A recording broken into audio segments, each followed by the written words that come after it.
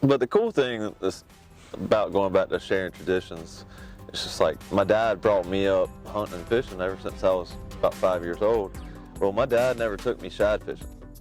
And we shad fished in college, but we never ate it. You know, we just did it for fun. Did it for fun. And yeah. so like the last video we did, I learned so much, and it's just awesome to be able to share that. Oh man. And same with catfishing. I've never really done much catfishing. I mean, I got catfish in my pond. I can catch them anytime I want to, but do I go in the river to seek them out? No. We can go into days on what describes a good location for where the catfish are laying at, and we can talk about it for days, and people can argue the facts. It's just like the shad thing. When I was editing that video, I had 2 hours of footage, and I mean, there was no way I could pack all the information into that 22-minute video. No.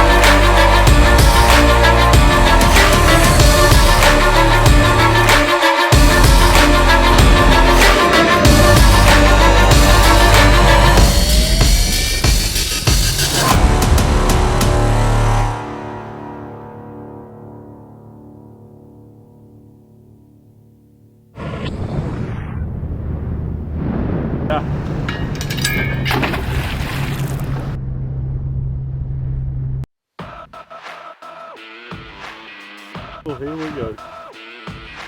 He's got one! Big seat, Bobby! Here it comes. It's coming in. Yeah. He eases up. And once he goes out, he's going to go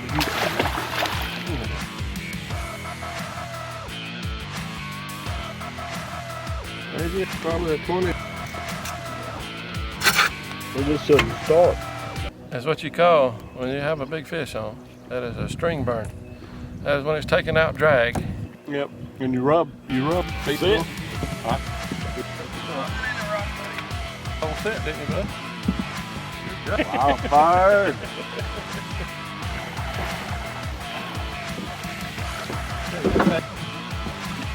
Oh yeah. Now, from what I understand, there's multiple kinds of catfish that run in the Neuse River.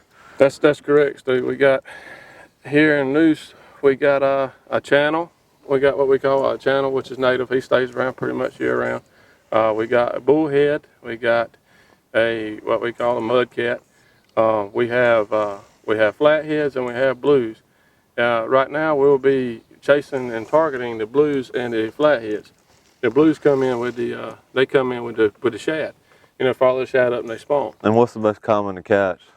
Your common to catch is pretty much your blue. This time of the year is going to be our common ones to catch. They eat pretty good? They eat extremely good. Okay, so we just caught this blue, probably about 15 pounds. Houston put us on it, and we're going to get back to the ramp, get back to the house. That's right. This is perfect eating size. This is perfect eating size. Look at that meat right there. It's got that muscle texture through there. Boy, ain't she pretty? And what are we going to do with it tomorrow? Oh, we just gonna make a good old feast is what we're gonna do. Y'all just gotta wait to watch. So we caught these two nice blues. We're gonna get them prepared to make a feast.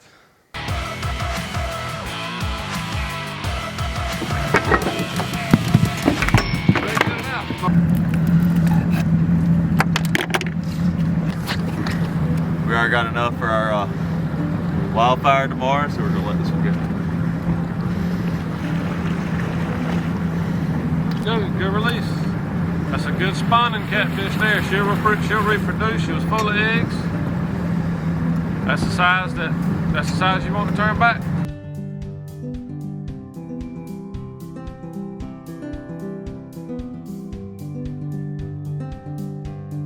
At this point, I've lost count of how many catfish we've caught. Swim.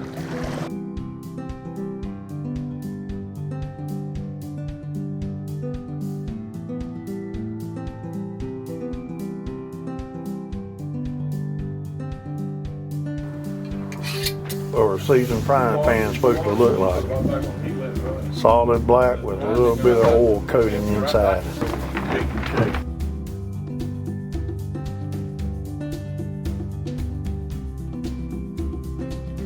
This is a simple recipe. This is how we cook catfish nuggets. First thing, salt and pepper.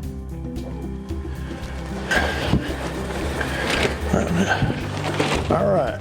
For a second. All right. Now we're going to mix it up so that we get the salt and pepper kind of mixed in.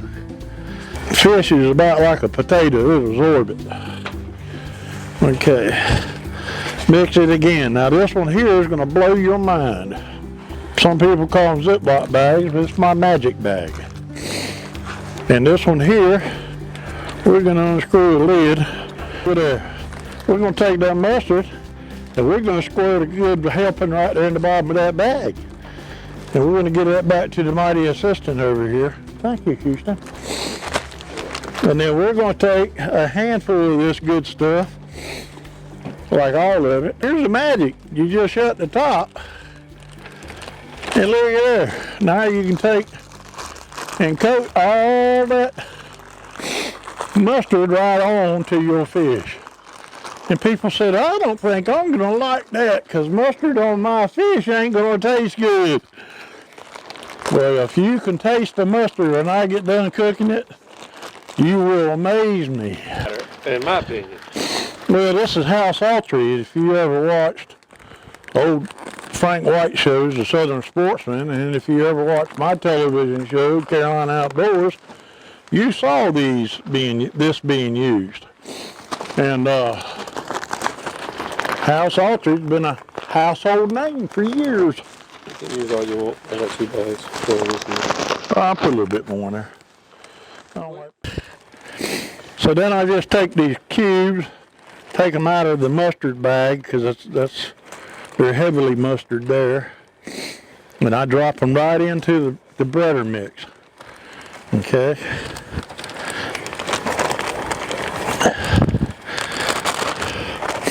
All right, got about half of them in there. I'll zip her shut, and we're gonna get ready to shake and fry. Yeah, you can go ahead and put some. That goes right there here down below, but y'all, that's all we do right there is shake it up, and it breads everything in there.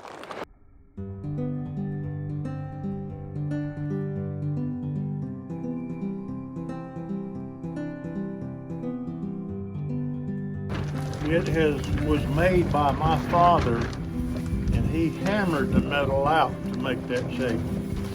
As you can look right here, You can see the hammer, but it also, these rivets actually came off of a military deuce-and-a-half truck.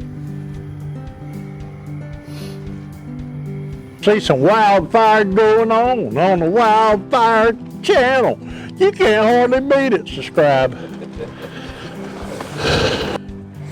have you tested it? Have you shown him how to test it? Oh, look at there. I don't need to test it when I know it's right. That's called experience. That's right. Ooh, look at that. After how many years? It's been a while. Let me say, possibly 25.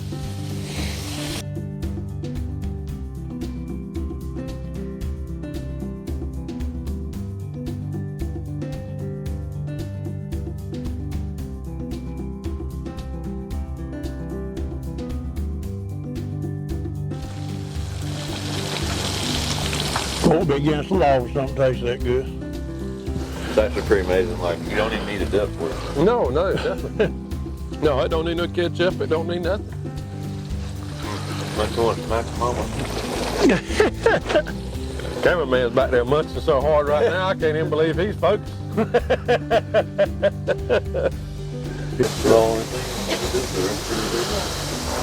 We are getting a pan seasoned. I want to get it up here around 250, 300.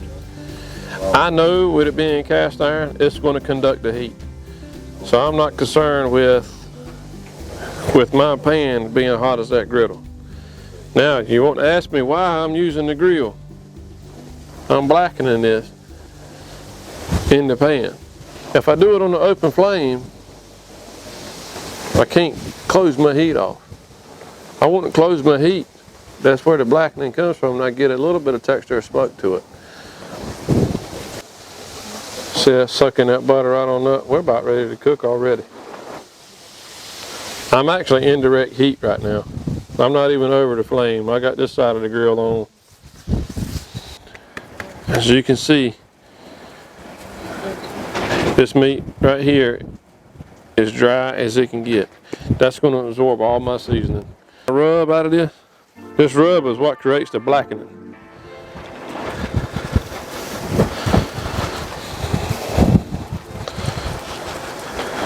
All right, come in here.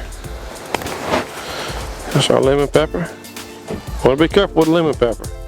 Don't want to overdo it because it can overpower the flavor.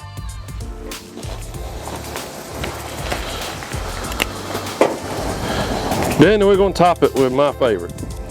Now, understanding I'm not doing the top side. I'll do the top side as it goes into the pan. You guys will see right here in a second. Push the light.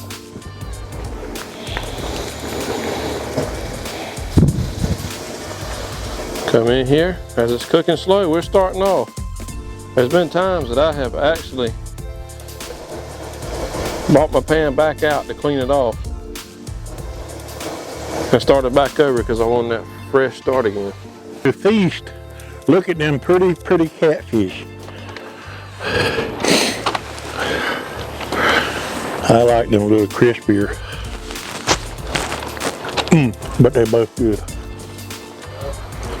We got about a few more minutes and then we're gonna roll these bad boys over and you can see what the cook side looks like. How about that?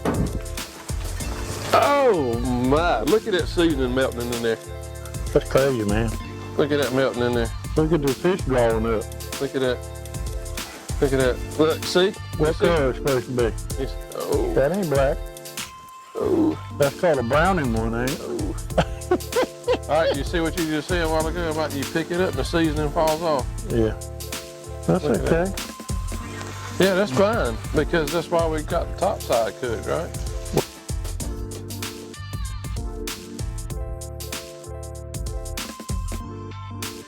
Oh, good gracious.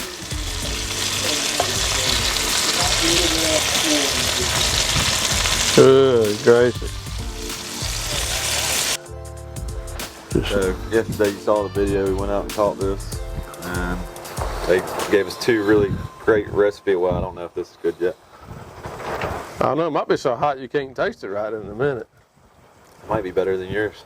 Yes. Yes. I'll lie not to you. Where'd you get this recipe from? Okay, so He created it. me and my wife, we have got on this kick of loving to cook on cast iron. Me too. Here, Done Dad, a get you flounder. a piece of it. Or two. Or three. That's top shelf. I have to say, it's a lot better than I thought it would be. Okay, Man, is I'll that put good. this right here in the camera. Catfish is kind of a flaky fish. You see the layers? Muscle textures there? But you know what it is? It creates and hides so much moisture and so much flavor. Every layer creates a flavor in there. Oh my God. Go. Yeah. I just want to thank Houston Blake. We did a video with his dad last weekend. And I was kind of sad he wasn't there, but it was so awesome that they could be here together today to do these recipes together. It really is. To me, yeah, my wife and my son was here today. 3 generations here today. I mean, 3 generations. Something to kind of moderate the time to get back home. You know, we set in line so we can check as we're coming back up, but we're really targeting fishing with rod and reels. You know, setting the lines. Trying to find that honey hole. That's right. Yeah. But setting the lines is letting you know what is traveling. That's kind of like trolling. So if you have a few in a line, you know that's a good little area Yeah, to be it's in. a good area. You know, and on top of that, it lets you know what kind of what size is. You know, what you're targeting. Is there no limit on catfish? There's no limit on catfish. There's no serious? size. There's no size limit on catfish neither. Wow. And this is something that needs to be targeted because there's a certain size of catfish that has gummy eggs. You know what I mean? And there's a certain size that produce their eggs. You know, and this has not have been hit on, but Kind of like the herring with the shad. exactly. Yeah. Exactly. And you know, and I mean, why would you regulate a bait fish and not regulate something bigger like a catfish? Thank you. Thank you. I mean, you see tarpon regulated. you throw all these regulations on flounder and rockfish, Exactly. aka striper, aka the other 100 different Striped nicknames it has. bass, you know, whatever you want to call them. Yes, exactly. And I'm so proud and so thankful for what they created. You know, Noose River Catfish and Noose River Talk about Anglers. the Facebook page. Yeah, the Facebook page, Noose River Anglers, I believe. Chris Spencer, he's part of it. I think he was the main, and Brad Carnegie, he was Bradley Carnegie. Thanks for letting me join, by the way. He was, them 2 boys, they created this thing, and you know, and I really honestly believe that they put a program in on catch, photo, and release. All right, well, certainly appreciate you sharing your recipes. A lot of people are really funny about that. I don't know why, because when they die, it's going to go with them. But we have certainly immortalized 2 more recipes. It was great having you and your dad. Make sure you subscribe, Wildfired. Subscribing to this channel. We have so many great recipes in the works, and we look forward to seeing you guys in the next video. Stuart, thank you. Been a pleasure, buddy. All right.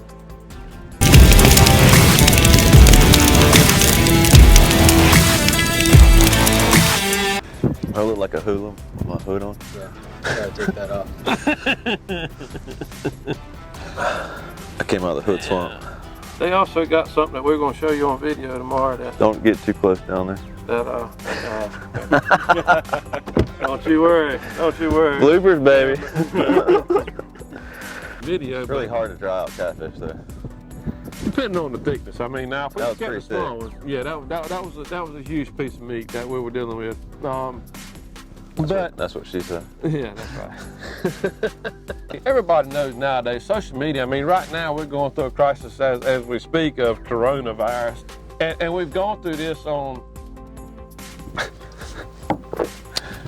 We're not shooting anything today. We're just shooting a video.